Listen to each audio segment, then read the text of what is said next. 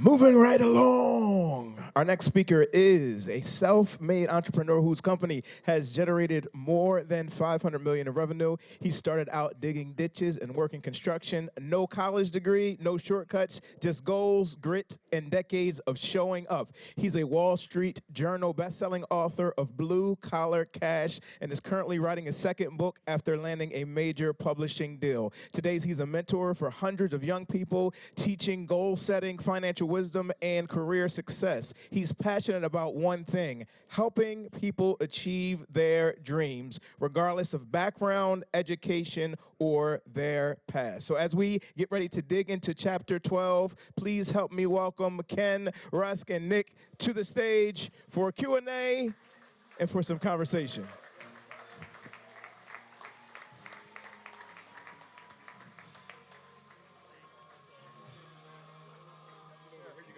Oh, thank you.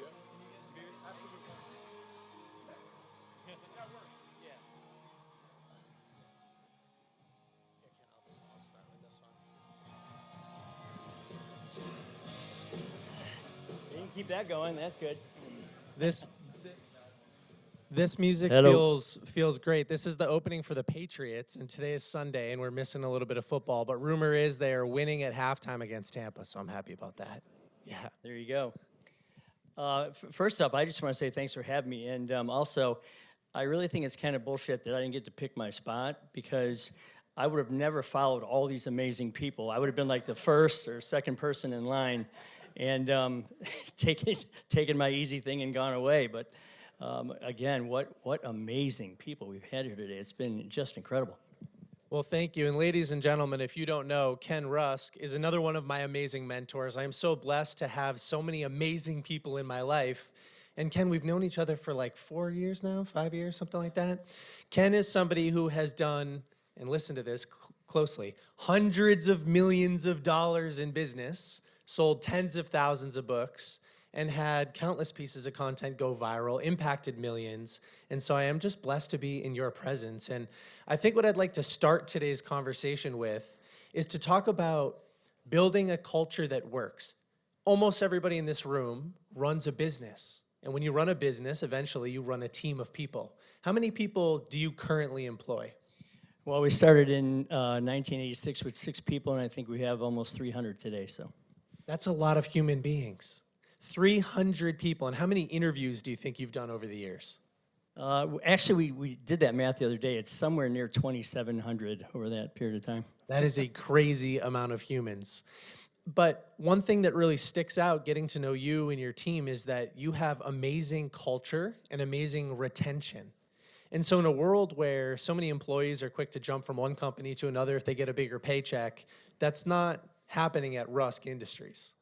Well, you know, it's amazing because we literally are ditch diggers. I've been a ditch digger my whole life, and I say that with all the, amicable in the world. For me, it was kind of almost a forced issue, because when you have people that are knee deep in slop every day, and you're competing against every other job out there, you had better create a really cool environment for them to work in, or else they'll take one of the other 15 or 20 help wanted signs they see on the way to work every day. And it's just been something that we were kind of forced to do almost 40 years ago, and we've kind of honed it down, and now it's something that other people want to kind of get a piece of. Yeah, I understand why. There's a term that popped up only in the last couple of years, quiet quitting, where an employee decides, I'm going to do the least amount of work possible, but still keep my job. And they're spending their time scrolling on social media, watching the divisive news. They're not engaged at work. How do you think about solving that problem? Well, it all starts in the interview. I mean, a lot of times when you're interviewing somebody, you'll hear, these are hours, and here's your uniform, here's your time clock, here's the benefits you receive. One of the first questions we ask, and really the only question we focus on, is, why are you here? And, a lot of times you'll get, well, I'm here because I need a job. Okay, great. A job for what? Well, I need to make some money. Okay, great. Money for what? I got bills to pay. Okay, well, let's get beyond all that. When do you start to live?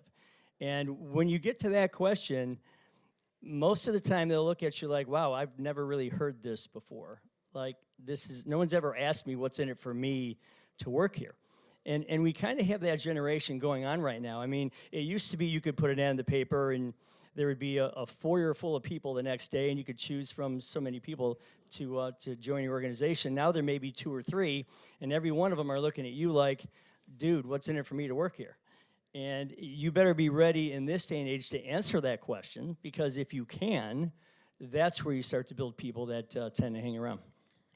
One of the big changes that BookThinkers is going through as we start to implement EOS and kind of mature as a business and as we scale a little bit is I'm sitting down with each person on the team and trying to get to know their goals better. I want to know every single person that works with me and how BookThinkers aligns with their long-term goals. And so that's a representation of what you're suggesting. Yeah, exactly. You know, so many times, if you think about it, any 24-hour period, there's 8 hours of hopefully sleeping. There's 8 hours of working, and then there's 8 hours of who you are and what you do when you know, you're not at work. So many times we only hire the 8 hours of the person that is there during the day to do the job. And we never even think about, well, who is this person when they're not here? What do they do? What do they think? What do they like? What are their hobbies? What are their sports? What's their health moment look like? What's their faith moment look like? Where do they live? What do they drive? What kind of vacations do they take? What kind of hobbies do they have? If you don't get into that side of the person, then you just have that mechanical type of relationship, and those are the types of relationships that tend to come and go. There was a quote I saw, or a video that I saw a few years ago where Gary Vaynerchuk, who was previously mentioned, he was talking to the audience and everybody was tossing out their Instagram profiles. He'd put it up on the screen and he would audit it in real time. And he would click into these people's comment sections, Ken, and he would see that they weren't responding to their existing followers. And so he posed the statement or the question, why should new people follow you if you're not even paying attention to the ones that already are? And so my question for you is, everybody here that has an existing team, how do we begin to have these conversations? Because you might implement this in your interview process, but how do you go back in time and say, hey, I may have been mistreating you or not caring so much about you in the past, but I'm trying to change as a business owner? What's that look like? Well, you know, so many entrepreneurs, they pride themselves on the 70-hour work week, and, you know, they beat their chest on Friday and say, I fixed this, I solved that, I did this, I worked very hard. I also have high blood pressure and diabetes. I don't remember my kid's first name, but look at me, I made some money, I'm really super cool. That to me is just a challenge. I never wanted to have that in my company. So from the very beginning, I stood in front of all the people that I had in my organization, and I said, listen, I will never get what I want for myself, nor will my company get what it wants and needs until all of you get what you want first. And it's an absolutely true statement, because most companies are linear creatures, Nick. You start with some type of a raw material, whether it's people, a processes, it's a product you're making, a software you're designing, whatever. And then there's a finished product made. There is a price assigned to that. Then something is sold. Hopefully it's installed. Then it's paid for. And then there's profit. Well, you as the entrepreneur, you're always at the end of that line. So why wouldn't you want everyone in front of you to win and win big? Because look at, I mean, if they win for themselves, your company's going to grow no matter what, almost by default. When I hear you articulate these things, it seems like common sense, but obviously it was learned over time. Was there a particular mentor? Was there a book? What kickstarted this journey of self-reflection and I think slowing down and being a little bit more intimate with your business? I think, again, I tried to be the hero for the first couple of years, and I realized there is so much more power in 2, 3, 4, 5 brains, 6 brains, 10 brains, getting people around you. And then this is a story I told last night that was pretty monumental for me. At one point, we had reached this kind of plateau in our business, and I thought, well, I'm going to get all the entrepreneurial type people that are in our company. I'm going to have them surround me in the conference room. And I took out gave a little piece of paper and a pencil to each one of them, and I said, here's what we're going to do. I want you to write down how much more in volume you think we can do next year. And before you write it down, just so you know, if we reach that number, I'm going to share some of that with you. And wouldn't you know it, that every one of their numbers was $2 million a year higher than mine. So be very careful that you're not your own self-limiter when you're running a company, because you think you know it all. However, there's so much power in all the people. Look at the power of the people in this room. So for me, it was a lesson of don't think that you have all those answers. get those people involved. And by the way, when they were done, they said, okay, wait a minute. So what you're saying is, if we get to this next level, you're going to share some of that with us. And I said, yeah. And they said, well, then get the hell out of our way. Let's go to work. And that, to me, was the first step in me kind of stepping back and getting back to the 40-hour work week and maybe taking a golf lesson or hanging out with my daughter, my wife, whatever it was at the time. Yeah, a golf lesson. Ken flies around Scotland and Ireland and plays all these courses in helicopters and stuff, which is pretty cool. I aspire to that in the future. Yeah, I think about when you sit down with a team like that and you start to get to know their end goals and you start to empower them to make decisions. There's almost more accountability, like they'll follow through at a higher rate because it wasn't a goal that was given to them, it was a goal that they created, and now, I mean, they want to be held accountable to it. If somebody can be in your organization and say, wow, I can get what I want for myself with and through this company, you've got something right there. Because now you don't have to be that second person standing on their shoulder pushing them every day. If you're not chasing something at our company, you can't work there. It's that simple. And if you're not chasing something that is very clear and concise and planned out, we have this thing that it's a little controversial, but I actually ask people to drop the word goal from their vocabulary. And also I ask them to drop the word hope and wish and dream. And instead, I replace those words with timed pathways, because a hope without a timed pathway is just a waste of time. A dream without a timed pathway or a plan or a path to actually getting to that dream is just a someday kind of thing. And so you'll never hear anyone in our hallways use the word someday, because they'll instantly get chastised by everybody else. But it's only because if you're really going to do something, say it, commit to it, make a path, make a plan, allow us to share that with everybody else in the building, and then we're all going to watch that happen for you, and then we're all going to celebrate that with you. And the minute we're done celebrating, we're going to say, okay, now what's next? And that's how you build people that are really self-sufficient, kind of goal-crushing machines that you don't have to stand over and watch what they do every day. Speaking of machines, one of the subjects I wanted to ask you about was AI. Again, artificial intelligence is scaring all of us in some way, shape, or form, but through the spirit of many of our speakers today, we have to act in the face of that fear, that's courage, and we have to do it anyway. What are some of the things that you think about with AI coming onto the scene? How do you strengthen your culture and make it even more human as a way to counteract? Well, I look at it this way. So if you listen to the CEO of NVIDIA the other day, he said the future is going to belong to the plumbers and the carpenters and the electricians and the bricklayers and all those people who have to build all these huge power centers and all these huge data centers. So for me, it's all about just allowing that pendulum, which was, man, you're going to go, if you don't go to college, you're going to be flipping burgers the rest of your life. And that's really never been true, but they've kind of sold people on that. So there's kind of this natural progression back to the middle. So I kind of think in any balanced economy, there should be, people that are willing to do great things with their hands to create, as well as people that use their minds. And AI is going to have a hard time replacing those people anytime soon. Mm-hmm. Yeah, you're not anti-college, but you are pro-alternatives to college. And I think that self-education, everybody in here is writing self-help, personal development, nonfiction, business style books that condense decades of their own wisdom into days that can be implemented into somebody else's life, and that's what's special about it. Well, when we wrote the book Blue Collar Cash, one of the things that we did as far as studying for it and doing research was the effectiveness of colleges overall. And we found out that 40% of people walked through the front door of their college without ever knowing why they were going, which is pretty scary. And then 25% of those people actually changed that reason after the first year, which is pretty wasteful. But the biggest number for me was, sitting here today, only 33% of college degrees ever get used, ever. Think about all the trillions of dollars people spend on college degrees that never get used. So for me, it was all about, if I could save that one kid from racking up $100,000 and then working at a car rental place trying to pay it off, that actually happened to me. And the gentleman said to me, well, Ken, I think I was sold down the river. When do I get to live my life?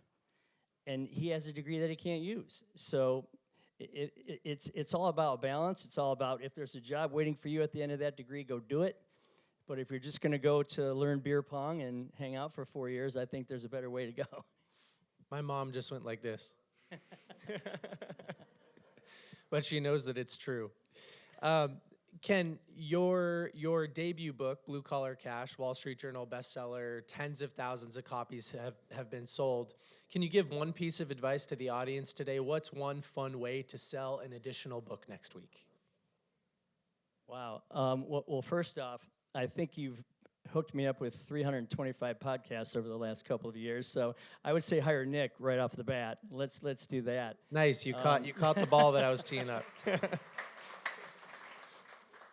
And also, you have so many. I mean, I hate to say this because it makes me sick when I say it to myself. But I'm 60 years old, so I don't have the social media presence, nor do I have the savvy of all that electronic stuff like you guys have. So I would say definitely rely upon somebody who can help build your presence, because you really can't do it. I couldn't do it myself. There's no way.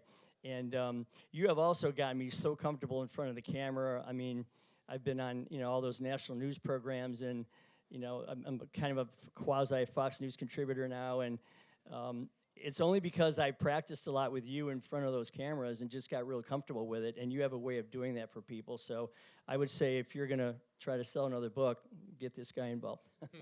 Well, thank you very much for the ad. We recorded that, I think. You have another book that you just sold. You just got a book deal. Can you tell everybody about that?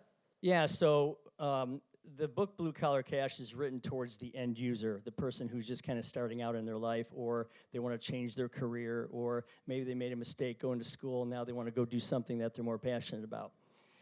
And I had a lot of people say, okay, Ken, in that book you talk about vision and you talk about what do you want your life to look like and how to teach people how to do that. How do I now, as a boss, owner, or manager, how do I create the culture that would attract those kind of people?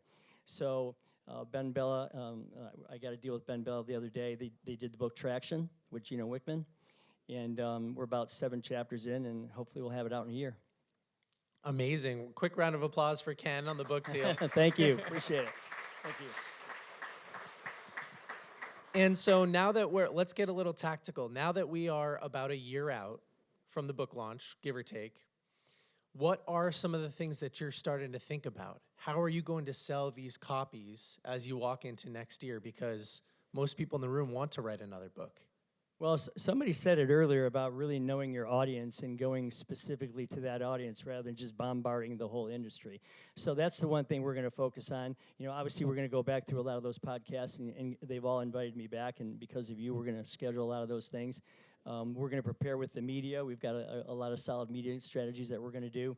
A lot of people that I was on the first time, they've invited me back to do this, in the second go-round. And, we're going to start now. So as soon as we get copy, what the cover's going to look like and the title and that kind of thing, we're going to just jump right back in it and go through that cycle and probably do it a little more strategically than the first time, since that was my first time ever doing it, and I was kind of like a deer in the headlights. But, I'm looking forward to the whole process and, again, hanging out with you and the group next year to get it done. One of the things that Ken is doing brilliantly, and I think everybody should consider taking a note on this if you're releasing a book, there's a strategy that became popular a few years ago when I was listening to Tim Ferriss, my favorite podcaster, interview James Clear, who wrote Atomic Habits. And we all know that book because it has sold tens of millions of copies. And James was sharing that in the year leading up to his launch, he did 100 podcast interviews. And he asked all of those hosts to delay the launch of that interview until closer to his book launch, the 1 or 2 months leading up to the launch. And so Ken has a pretty ambitious goal. I think we're aiming for 200 or 300 shows. We're going to do 200. We're going to try and keep them to 20 minutes at a time, and we're just going to attack them one at a time and see what happens. So There are so many people in here who guest on podcasts, and you are a very seasoned expert. What are 1 or 2 things that you do to either prepare or to get the most out of each interview when you go on? Well, the thing is, I've seen kind of both sides of it, and I do know how hard the people who it's their podcast, they're hosting you, I know how hard they prepare. So just understand that you know who you are better than anybody else does. So don't answer questions that you think they want the answer. I mean, don't answer them the way you think your your audience wants to hear it, or don't answer it the way you think the host wants to hear it. Just completely be yourself. And I've never prepared for a podcast ever. I may have looked up who it was, but I don't tell them to send me questions beforehand or anything like that, because sometimes when you get the questions, you start to formulate these robotic answers in your mind, and you're like, now I'm trying to remember how I was going to answer this or that. I like to just the spontaneity of they throw a question at you and you answer it. And the best part is, it's not like you're live at the halftime at the Super Bowl. I mean, if you say something that's wrong, they can always just stop it and ask it another way, or you don't like your answer. But yeah, I just let the screen pop on and just kind of rock and roll. I like that. That's another through line worth taking a note on, which is you should not show up on a podcast giving the answers that you think the audience wants to hear. You should remain as authentic as possible, even though it's scary, and you should give the answer that you feel called to give. Yeah, it's funny because I have to tell this story. Of all the podcasts I've been on, and this was not one that you booked, so there's that. I know this story. That's why I'm laughing.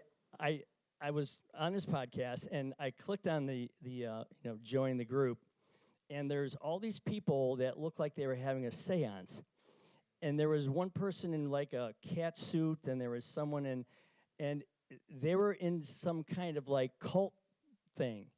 And there was all different weird, ways people lived represented in this thing, and there was piercings and almost devil worshiping. And by the third question in, I said, "Is Ken Rusk the guy who you're supposed to be on this podcast with right now?" And they go, "Well, no, but you kept answering the questions, so we figured we would just keep going." So I said, "Okay, well, thanks for your time. I think I'm gonna exit now." And they're like, "Yeah, okay, we'll see you later." I called him up. I said, "Did you know who you just booked me on?" He goes, "Oh my God, I swapped 2 podcasts. I'm so sorry." Wonder who the other guy was, is all I want to know. BookThinkers will not make that error if you decide to hire us, I promise. Well, Ken, we're getting ready to wrap up. I think you've given a lot of great advice today. I'd love to get 1 or 2 questions from the audience. Does anybody have a question for Ken? Okay, I think we have one. Yeah. So earlier today, I was trying to figure out, the biggest problem I have was like trying to figure out how to tell my wife I'm pregnant. Ever since Steven talked. Thank you, Steven. Yeah, don't do Yeah, that. exactly. But hearing you talk, one of the problems we have in the trades is setting high standards for your staff and toying with the idea of letting them go, but also realizing the labor pool is so scarce. How do you wrestle with that decision to maybe let someone go because the values aren't connecting, but also you might lose 500 grand in revenue instantly, and it could take like 6 to 9 months to replace that person? Well, we always call it the bullseye theory. I mean, you typically you start looking. I mean, you're always looking for the next Tom Brady. And for anyone who has an HR department, the word "we're full" should never fall off of their lips, because you're always looking for the next Tom Brady, the next Michael Jordan, the next whoever to come onto your team. And so for me, I would just keep hiring and just look for those people. And the other thing is this: most people won't buy into your core values until there's something in it for them to do that. And so you have to identify what that is. And when they start to believe that you are as interested in their future as they are, because you keep asking them about it and you keep getting them to the timed pathway process and you keep posting their goals and you share those with everybody else, they will start to turn. Because when they start winning for themselves, they will win for the company by default, and those core values will be supported just because they align with what they're doing, and they're saying, you know what, I'm winning here. Why would I leave if I'm winning here? And they want me to own their culture, which is causing me to win, so why wouldn't I do that?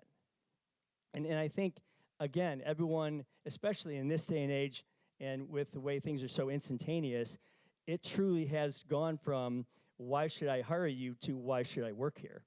And if you can answer that question, you're going to have a winner every time. All right, one more question.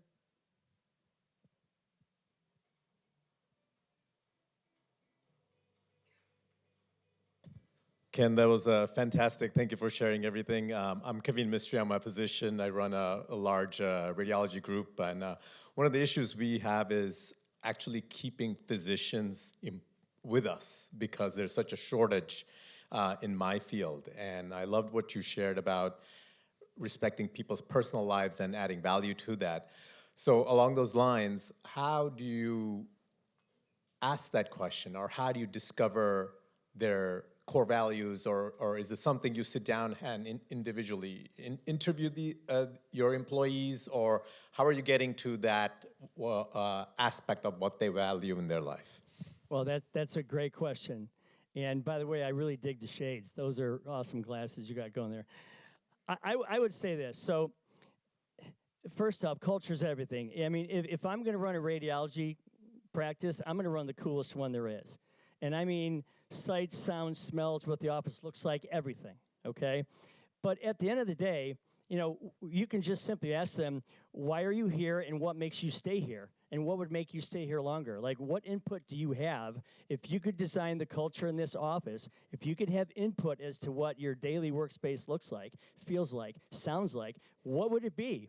And just be completely honest with them. Because at the end of the day, what are you trying to do? I'm trying to gather 200 people that have 80-pound jackhammers in their hand and have to pound on concrete all day long.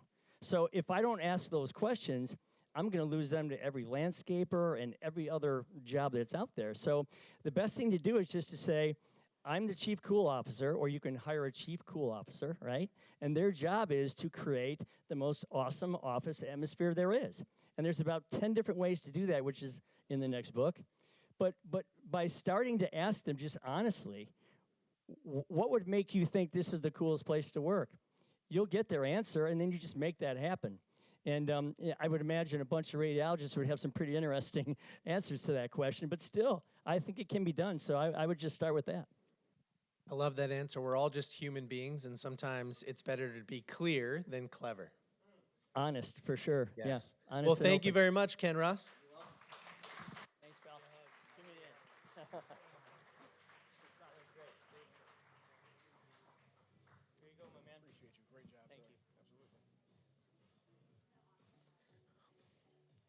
Absolutely. All right.